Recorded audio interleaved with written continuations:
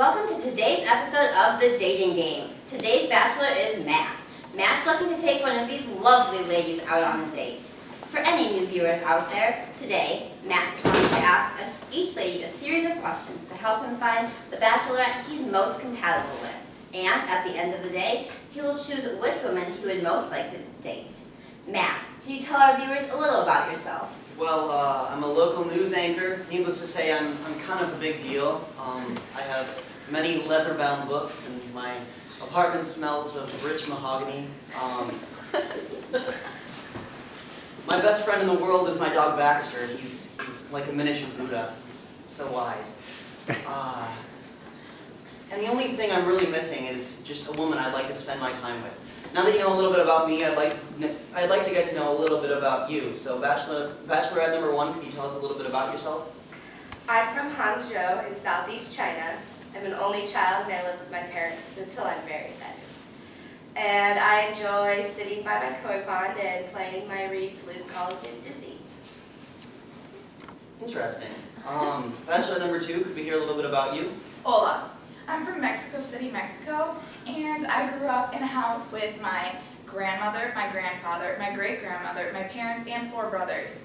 I am here today because no one is responding to my amigos.com requests, and I love to salsa dance. Great. Bachelorette number three, could we hear a little bit about you?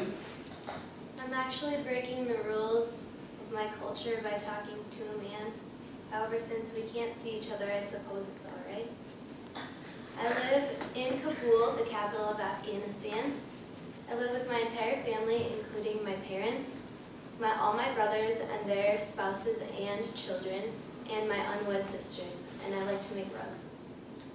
Well, rugs are fantastic. Noticing a trend here, it seems that everybody on this show is from not here. We wanted to broaden the horizons of cable television by including a variety of worldly cultures in today's episode. We feel that too often American television fails to acknowledge the nuances of dating across cultures. Dating across cultures is often very difficult because every culture has its own customs, values, and beliefs, which can create roadblocks within a relationship. And these were the only girls willing to come on the show so they could get married and keep their green cards. Next question. All right, well, the holidays are really important to me. I love celebrating with my family. Bachelorette number one, how do you spend the holidays? Well, I'm Buddhist, so we don't celebrate Western holidays, but my favorite is Chinese New Year. We started off by painting our houses red and also wearing red to ward off bad spirits. It starts around February 3rd of this year, and we started with a lot of fireworks and a vast feast of seafood for good luck. And afterwards we can enjoy a long walk underneath the lanterns that cover the streets, and it ends with a big parade full of children carrying lanterns. And of course, my favorite part, the fireworks. Sounds very interesting. Bachelorette number three, how do you spend your holidays? I'm Islamic, and we celebrate holidays according to the lunar calendar. Just recently, on December 7th, we celebrated Al-Hijra, which is the migration of the Prophet Muhammad from Mecca to Medina. Coming up, we will celebrate on December 16th, the Ashura holiday. This happens in the month of Muharram, and it celebrates the martyrdom of the grandson of Muhammad. Martyrdom, hurrah. I have no idea what you're talking about, but it sounds fantastic.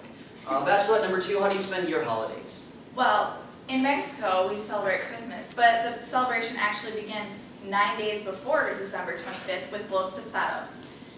Then my family will go to a different house each night where we will reenact the scene where Mary and Joseph look for room in the inn.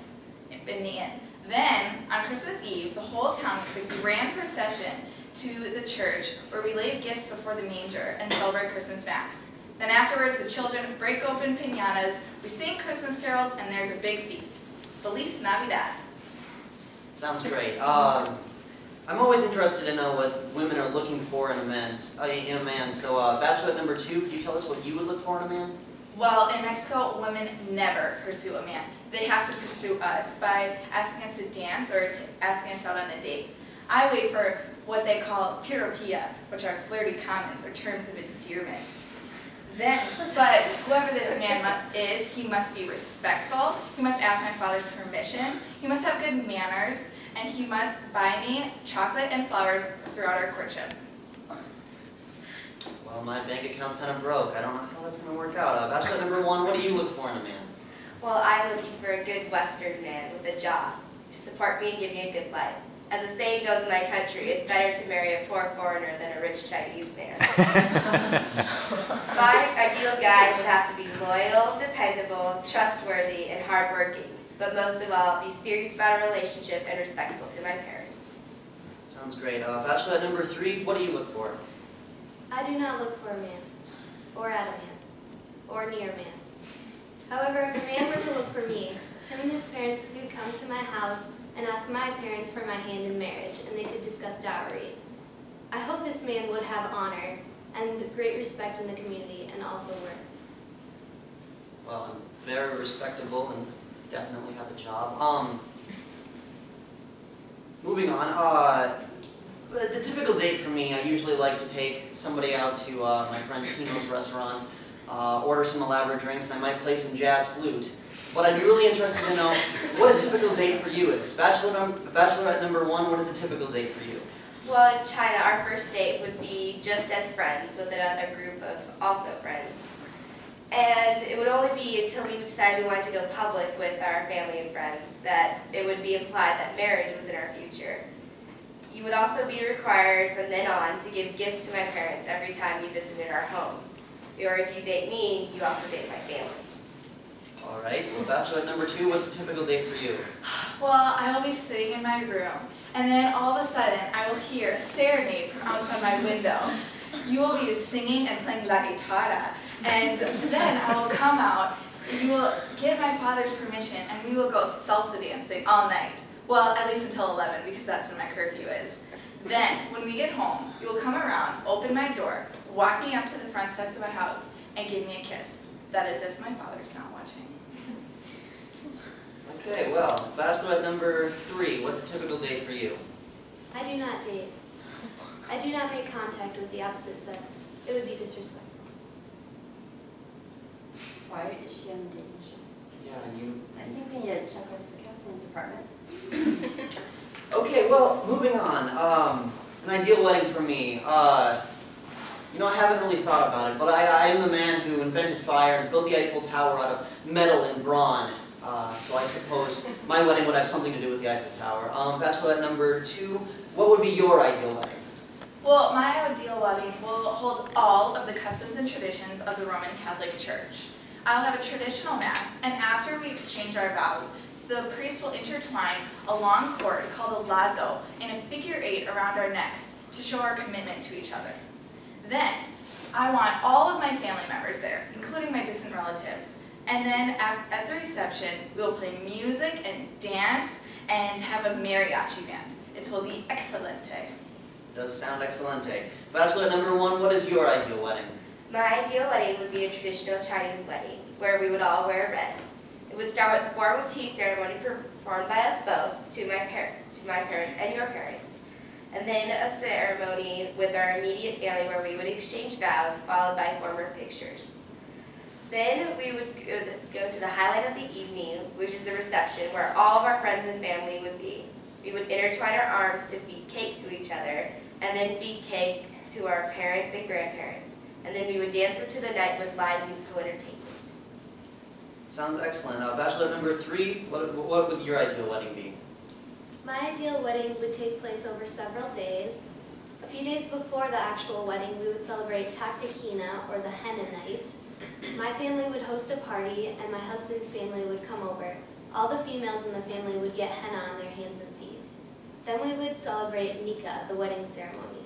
This would take place over 3 days, and we would celebrate between 6 and 2 in the morning. On the first day, we would exchange vows with our close family and friends. The second day, we would have a large party and invite many guests, similar to the Western tradition. We would have a lavish dinner and lots of entertainment.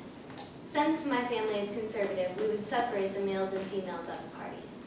On the third day, we would have breakfast and be left to our wedding chamber. Awesome. Well, food is very important to me. Recently, my dog Baxter ate an entire wheel of cheese out of my refrigerator. It's extremely impressive. But I don't really have any food left. So, if I chose to go on a date with you, or if we were just at home, what kind of food would you make for me? Bachelorette number 2? Mi comido favorito son el bistec, las papas, el helado. Oh, lo siento, en inglés. Well, my favorite food is probably los tamales, which is a traditional Latin American dish made of masa, which is a starchy dough steamed in a leaf wrapper. Then it is filled with either chilies, vegetables, cheese, or meat. I like it with chilies. Delicioso. Does sound delicioso. Bachelorette number 3, what kind of food would you make? My favorite dish is called quabli pulao. It is steamed rice with chops of raisins and carrots, and I like mine with lamb. In Islamic tradition, we do not eat with utensils. We eat only with our right hand. Okay. Bachelorette number 1, what kind of food would you eat? My favorite dish is a dish from around my area, which it happens to be on a lake called West Lake. My favorite dish is West Lake sweet and sour fish, which is fish prepared with sugar and vinegar. Sounds great. Personally, if I'm cooking, I don't really have much talent, so I usually just make a grilled cheese. Like I said, I really don't have any culinary talent, so I'm constantly afraid of burning the house down. If the house did start on fire, what would be the first thing that you would grab? Bachelorette number 1? Well, I would grab my reed flute because it's an important part of my culture and very important to me. And of course, I would grab my Buddha. Bachelorette number 2, what would you grab? Definitely my Bible, my rosary, my statue of Our Lady of Guadalupe, my I Love Jesus tortilla maker, and my salsa shoes. Jesus would appreciate that effort. Bachelorette number 3, what would you take? I would first grab all the children of the house, as family is very important to me. And if I had time, possibly my Quran and my favorite Oriental book. Family is excellent. It's a great answer. Well, that's all the questions I have. So Matt, you've asked all of your questions. It's time for you to make a decision. Which bachelorette have you chosen today? Well, I have to say they were all very interesting. I wasn't exactly expecting to have so many people from so many different cultures, and the differences are pretty remarkable. Bachelorette number 1 obviously really likes her parents, and she really likes to take care of them, and that's important to her culture. It sounds great and all. She also talked about really liking a Western man with a job, and I'm a little concerned that she might like me for what I am and not who I am.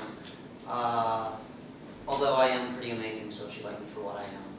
I guess that would work. Bachelorette number 2 was extremely interesting. She, seemed a little bit demanding, but maybe that's just because she knows what she wants. I have to say her dad scared me. He sounds a little bit scary. He sounds a little bit overprotective, and that might just be a part of her culture. She's obviously very Catholic as well because she wants to save her Jesus tortilla maker, which I definitely respect, and that's a great part of her culture. I have to say Bachelorette number 3 was by far the most interesting person on this show. Because she's on a dating show, but her culture doesn't allow her to date. Again, that's really interesting. Her culture seemed excellent. She obviously family is really important to her, and family is important to me as well. And yeah, her culture was extremely interesting. It was nice to learn a little bit about that today. I'd have to say, if I have to make a decision, I really don't like dating. And I really like the sound of that 3-day wedding, so Bachelorette number 3, I guess I pick you. Well, that's it for us today. We'll see you next time on The Dating Game.